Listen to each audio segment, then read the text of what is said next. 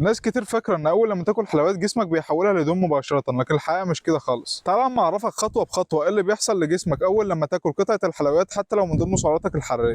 أول حاجة بتحصل إن السكر اللي في الدم بيرتفع بسرعة، جسمك بيبدأ يهضم الكربوهيدرات ويحولها للجلوكوز، وده بيديك طاقة سريعة. وبعد كده البنكرياس بيفرز هرمون اسمه الأنسولين، أما وظيفته إنه يدخل الجلوكوز جوه الخلايا عشان تستخدمه كطاقة. ولو جسمك محتاج طاقة في الوقت ده فالجلوكوز بيتحرق فورا وبيستخدمه جسمك.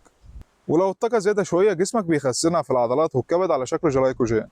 طيب هو على كده بقى الدهون بتتخزن امتى اصلا؟ الدهون بتتخزن غالبا لما تاكل سعرات اكتر من احتياجك لفترة طويلة، مش لمجرد انك اكلت قطعة حلويات بس.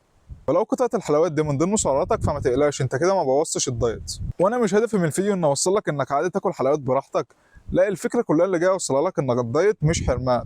الدايت الصح هو انك تلتزم عليه لاطول فتره ممكنه لحد ما تحقق هدفك. فده مش معناه انك تاكل حلويات كل يوم وتقول ده عادي، ده من ضمن السعرات الحراريه.